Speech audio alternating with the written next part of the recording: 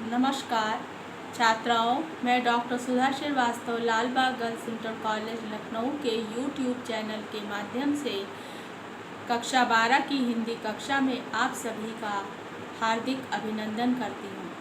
छात्राओं, आज मैं आपको काव्य खंड के अंतर्गत उल्लिखित रसछंद अलंकार में से अलंकार के भेदों में शब्दालंकार के अंतर्गत उल्लिखित अनुप्रास अलंकार पढ़ाने जा रही हूँ। अनुप्रास अलंकार से आप सभी परिचित हैं। कक्षा 6 से लेकर 8 तक के विद्यार्थियों को भी ये अनुप्रास अलंकार पढ़ाया जाता है, तो आप सभी उससे चिर परिचित हैं। लेकिन आपके पाठ्यक्रम में सम्मिलित होने के कारण आपको इसको पुनर्अभ्यास की आवश्यकता है। फिर भी मैं आपको इसको समझाने का प्रयास कर रही हूँ। अब ध्यान से सुनिए। अनुप्रास अलंकार, जैसा मैंने आपको बता दिया, ये शब्द अलंकार के अंतर्गत आता है। आइए जानते हैं कि अनुप्रास अलंकार की परिभाषा क्या है। जहाँ एक ही वर्ण अर्थात अक्षर, वर्ण से तात्पर्य क्या है, आप लोग ध्यान दीजिए, अक्षर।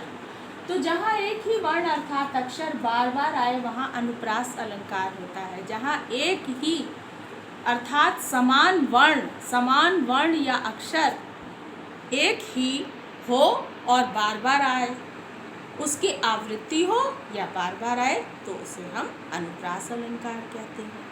तो आइए अब हम जानते हैं अनुप्रास अलंकार की परिभाषा को जानने के बाद कि इसके उदाहरण कौन से हैं।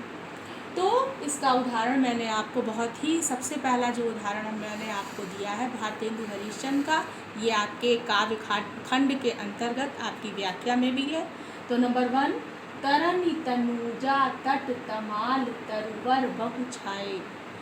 तरनी तनूजा तट तमाल तरुवर बहु छाए। नंबर 2, रघुपति राघव राजा राम। बहुत ही चिरपरिचित वाक्य है, पंक्ति है, आपको याद भी होगी। रघुपति राघव राजा राम। नंबर 3, चारु चंद्र की चंचल किरणें खेल रही हैं जल थल में। चारु चंद्र की चंचल किरणें खेल रही हैं जल थल में। मैंने यहाँ आपको बहुत ही चिरपरिचित सरल 3 उदाहरण आपको बताए हैं। आपको उदाहरण एक ही लिखना होगा, या तीनों उदाहरण बहुत चर्चित हैं जो, उसको मैंने आपको इसलिए बताया ताकि कभी जब पहचान के लिए उदाहरण में से आता है कि जैसे तरनी तनूजा तट तमाल तरुवर बहु छाए, इस काव्य पंक्ति में कौन सा अलंकार है, तो इसलिए जो बहुत अच्छे उदाहरण थे वो मैंने आपके सामने प्रस्तुत कर दिए। जब अनुप्रास अलंकार की परिभाषा और उसका उदाहरण लिखने के लिए आएगा तो आप एक ही उदाहरण लिखेंगे, लेकिन इतने सारे उदाहरणों को प्रस्तुत करने से आशय ये है कि जब कभी पहचानने के लिए आ जाता है कि जैसे चारु चंद्र की चंचल किरणें खेल रही हैं जल थल में, इस काव्य पंक्ति में कौन सा अलंकार है, तो आपको पता हो जाएगा। आइए अब जानते हैं। आपको जब इसका काव्य अनुप्रास अलंकार की परिभाषा के साथ साथ उदाहरण के साथ साथ इसका स्पष्टीकरण भी आपको देना होता है, और ये 2 मार्क्स का यूपी बोर्ड के अंतर्गत आता है। स्पष्टीकरण मैंने दिया है यहाँ। पहले उदाहरण में ता वर्ण देखिए, तरनी तनुजा तट तमाल तरुवर बहु छाए।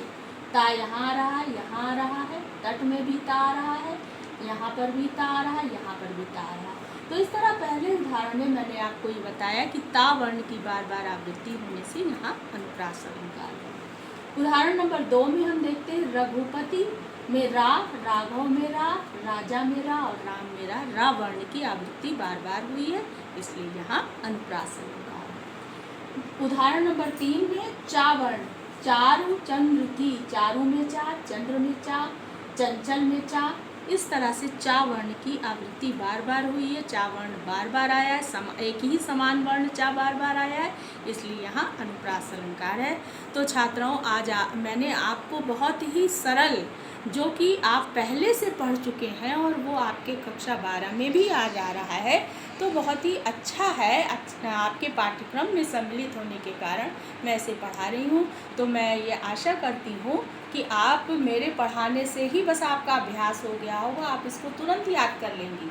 तो आपको मैं ये समझती हूँ कि आपको इस वीडियो के माध्यम से ये अनुप्रास अलंकार अवश्य ही समझ में आएगा और आप अंत में इसमें कमेंट बॉक्स में नीचे लिखे कमेंट बॉक्स में से लाइक और शेयर ज़रूर करें और पुनर्अभ्यास करें। लिख के उदाहरण की लिखकर प्रैक्टिस करिए।